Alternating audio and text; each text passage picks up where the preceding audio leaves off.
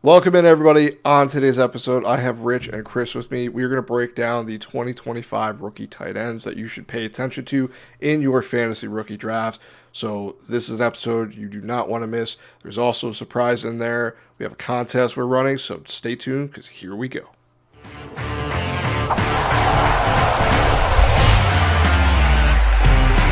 Welcome to the Heroes of Fantasy Football podcast. What's going on, everybody? Welcome into another episode of the Heroes of Fantasy Football podcast. I'm your host, Matt High, joined tonight by Rich Kopech and Chris Felice. We are here to talk about the best position in fantasy football is the rookie draft coming up. We are going over the tight end position, which is everyone's favorite. But there's still a couple players that you got to pay attention to, you got to know, and we're going to break them down. We watched the film, we looked at their college stats, we got some thoughts. So we're going to break those down for you guys. But first things first, we have a really important announcement to make. We're going to be running a contest here at the Heroes of Fantasy Football. We want to have everyone go into the comment section. You're going to select and comment your favorite and your best, could be funniest, whatever you want, fantasy football team name. We are going to compile those. We are going to look at our favorites, and we're going to select two people. And the winner, those two winners, are going to have a dynasty review of their roster from us on the podcast. We're going to go through your weaknesses, your strengths, maybe some moves we think you should be making. This contest is going to run up until the draft. So you have a little time. So start thinking about those team names, and we want to hear them all. So every video we post from now on, we're going to be running this until the draft. So you have a little bit of time. Get going. All right. Now that that's out of the way, we're going to talk about the tight end position. Okay, there's really just three guys that we really like have potential for fantasy. There's obviously other tight ends, but in most of our experience with the drafts and looking at our mock drafts and everything, there's really just three guys you got to pay attention to. So we're going to go over all three of those. First one up here is, I think, all of our tight end one in the class and consensus in the fantasy community, and that is going to be Tyler Warren out of Penn State. Now, he's 6'6", 256 pounds, did pretty darn good in college. I think we all agree he's probably the tight end one. So, Chris, I want to hear your thoughts first, and then we'll go to Rich. Yeah, I mean, obviously, there's really no question regarding that. I mean, comparing his stats this past year to the other two that we're going to be talking about, it's a very significant increase compared to those other two. Probably you're thinking somewhere in the middle of the first round in your dynasty drafts, depending on where kind of things kind of shake out. Don't be surprised if certain if you're really in need of a tight end, I wouldn't be too worried about wanting to trade up for a tight end. Nine times out of 10, people are going to probably overlook that tight end position for literally anything else, quarterback, wide receiver, running back. Nightly, a lot of times. So if you really are gunning for Tyler Warren and you have like a lower mid first round pick, maybe like 7 or 8, 9, you might be able to get. I wouldn't try to trade up to too crazy to go get him. Sleeper ADP has him as the 6th pick in the first round currently. Now this is pre-draft. We don't know landing spot. This is just based on statistics, analysis, and film review. So, is that too early without knowing the landing spot? What do you think, Rich? We're talking about Tyler, right? Yes, sir. Tyler Warren. I just wanted to confirm. So with that, yeah. Just going off of where I see kind of where I see him going in the latest mock drafts and all that, and from NFL.com. Daniel Jeremiah currently has him going to the Colts, and I do like that. I think that that can kind of help them out in a lot of different aspects. So it's kind of a good fit in my opinion. And with that, I understand Anthony Richardson or maybe Daniel Jones is going to be quite the question mark over there. But nonetheless, a solid tight end of his caliber, I think could really benefit from that. So yeah, I'm okay with it. I myself am actually in a league where I'm landing more so in the back half due to going further in in the playoffs of last season. And Humble I brag. really, yeah, Humble, very brag. humble. But I'm really hoping that Tyler falls to me because people are going to be scared with this. Third, can we catch lightning in the bottle for a third year in a row type of deal? So Yeah, I mean, I guess that's the main question that everyone's asking right now is in this class, is there a tight end that could be like a Sam Laporta year one, like a Brock Bowers? I don't think so. I think Tyler Warren is incredibly talented. He earns his targets. I mean, some of my notes were, he's a really good run blocker. When I was watching him, it kind of reminded me of the way George Kittle is on the field, where he's heavily utilized in the run block game, and because he's that darn good at it. But he can also kind of sneak and leak out in the middle of the field and kind of draw targets towards him. And targets are always an earned stat. He's someone that I think is going to be somewhat more volatile in the NFL. I don't think he's going to end up being, the number one tight end in his rookie season like we've seen the past 2 seasons, but he's definitely has a lot of dynamic playmaking ability. And if there's anyone in this class that could do what Sam Laporta and Brock Bowers have done, I think it's Tyler Warren. So, as far as his landing spot, if he does go to the Colts, I like it being an Anthony Richardson truther. I'm going to die on that hill. It's a sinking ship probably, but regardless, if it is and I mean, I'm sorry, regardless, if you are a Jonathan Taylor or a Anthony Richardson fan, you should be glad that Tyler goes there because of the run block help. Those boys can run. yes, They gonna need help. yep. All right, so next guy up here is going to be Colston Loveland out of Michigan. 6'6", 248 pounds, so big, bulky dude, similar to Tyler Warren. In 2024, he had 56 receptions for 582 yards and 5 touchdowns, so not as dynamic and heavily utilized in the passing game as Tyler Warren, but still, he's a solid tight end, and I don't think he's going to be the absolute guy that everyone wants him to be. But just some of my notes is he's similar to Tyler Warren. He's very solid with the ball in his hand. He kind of reminded me. I had a draft comp of Dallas Goedert. We're pretty reliable as long as he can still stay healthy. But overall, I mean, he's pretty solid. He just needs a little bit of time, I think, to develop into an NFL roster. So, Rich, what are your thoughts on Colston Loveland? So overall, I mean, just circling back to your comps there. I mean, yeah, I can definitely see him providing that kind of outlet, that help. Similar to Zach Ertz or Darren Waller, back in the day, I guess when he was in Oakland. But either way, the so what I'm seeing here with Daniel Jeremiah's mock draft is Seattle being the pick here for Colston. Granted, Seattle has a couple of needs, of course, but yeah, if they can have some more help for Sam Darnold there. I mean, obviously with the absence of DK Metcalf now, Tyler Lockett seems to be gone as well. So really, it's the step up of JSN, and now with Cooper Cup there. I mean, how much was on the treads? Chris seems to think a lot. So I do. no, but I just think that they could use some tight end help as well. He's a good prospect, I think. So why not give him a shot there and help him out? They only have Noah Fant, I believe, on the roster. Yes, he's the only tight end on the roster currently. So, Chris, Rich alluded to it. Why don't you take a quick little victory lap? Because on the episode that me and Chris broke down more NFL news after the episode me and Rich did, when we had more landing spots, he called it. Before we knew the landing spot, Chris apparently looked into his crystal ball and decided, you know what? I've seen this.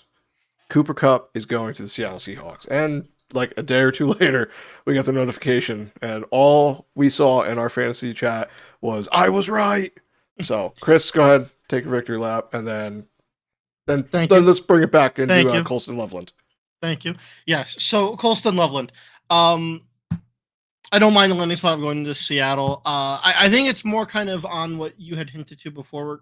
I mean, as soon as we kind of left Tyler Warren. We're kind of grasping at straws now, at least in my opinion. And for Loveland, you're looking at injury history. Obviously, he had that surgery on his shoulder.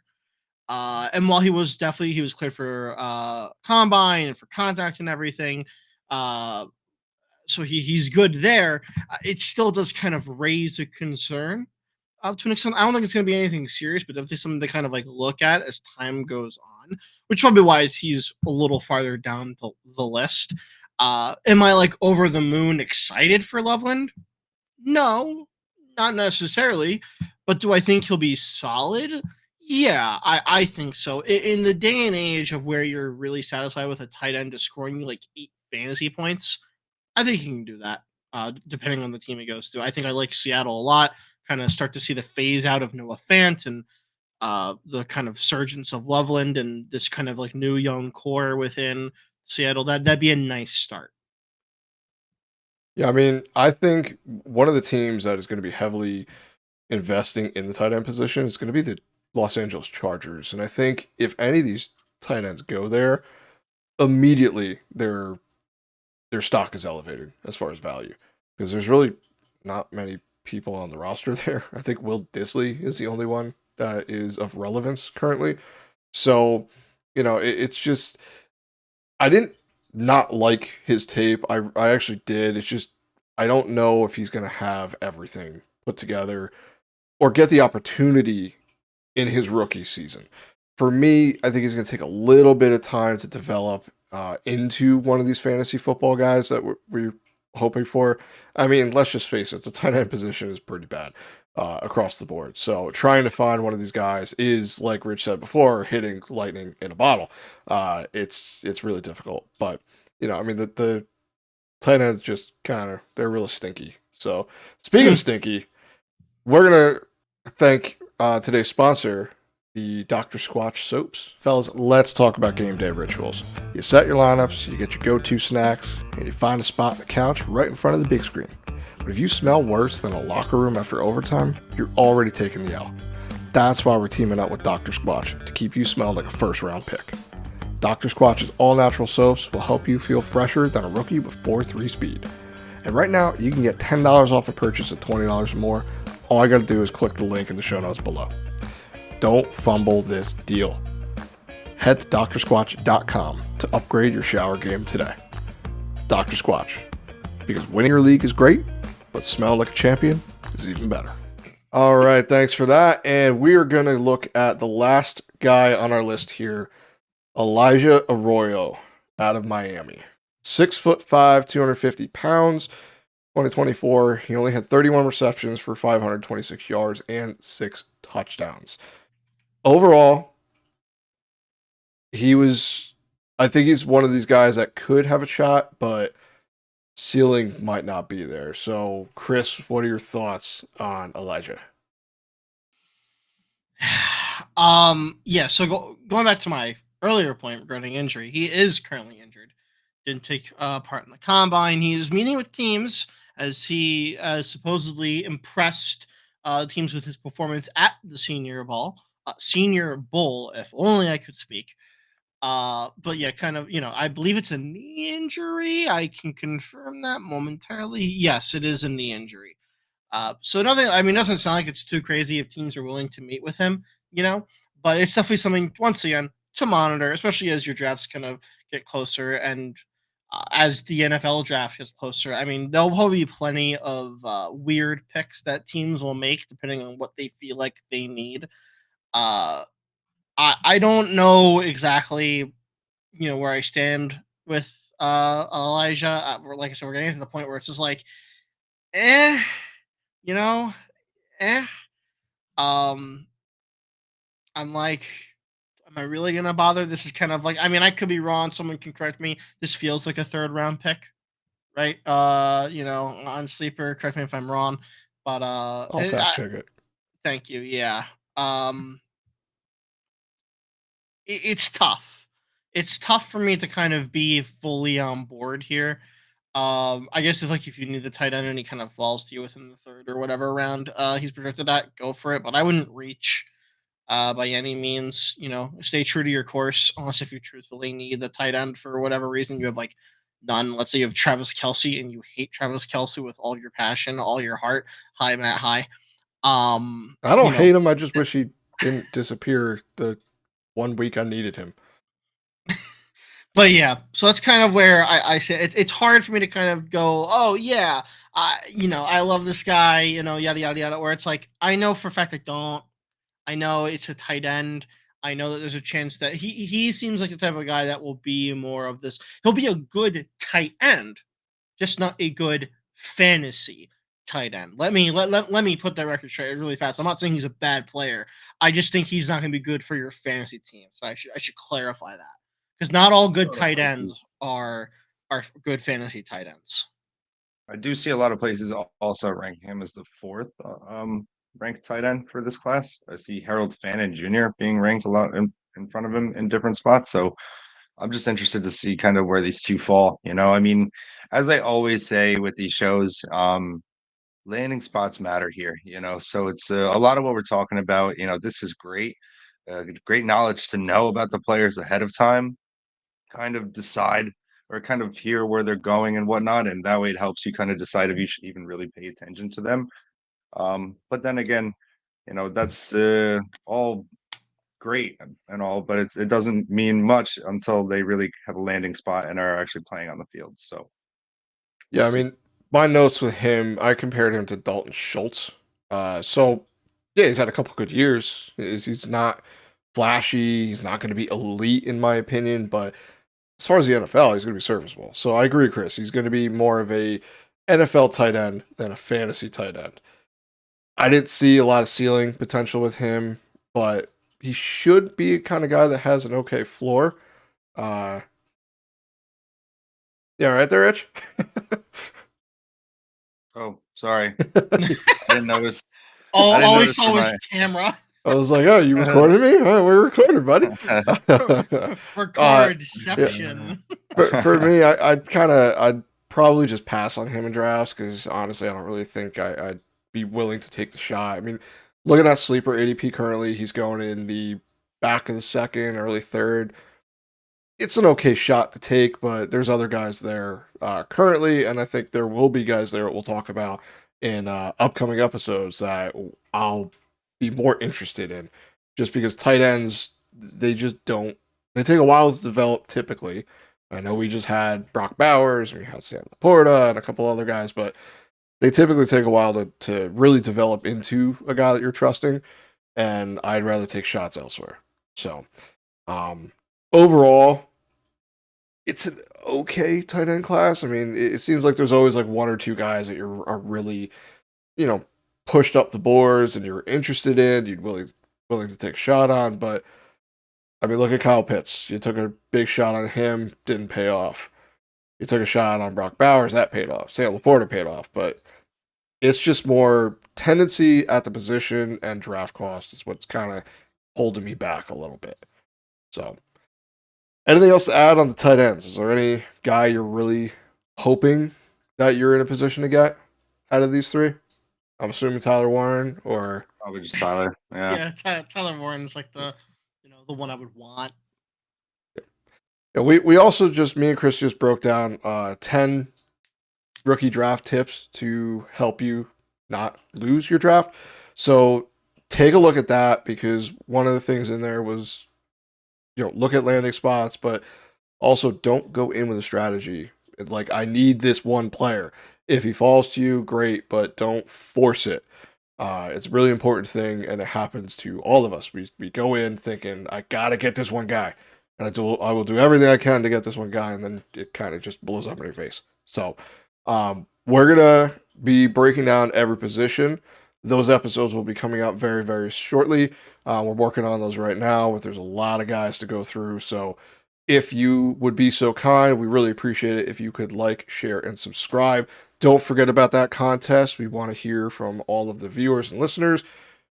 If it wasn't for you guys, we wouldn't be doing this. This is fun for us. We want to bring as much fantasy football experience and knowledge and strategy to help you guys win your leagues, because right now it's Dynasty, but we will be transitioning into more redraft after we know landing spots, we'll be doing some dynasty startups. We're going to be all going through our rankings. We're working on a couple things behind the scenes that we will be excited to announce very, very shortly. So stay tuned. You can follow us on all the socials. We are on YouTube, Apple Podcasts, Spotify. So be sure to take a look at those, subscribe there, and follow along. If anyone has any questions, we'd love to answer those. So you can just reach out and we'll be happy to do so. But if you're looking for a Dynasty roster review, enter this contest and we will pick on draft night. So without further ado, gentlemen, I think we're ready to bounce. So long, everyone. Good luck and have fun. See you around. Yeah.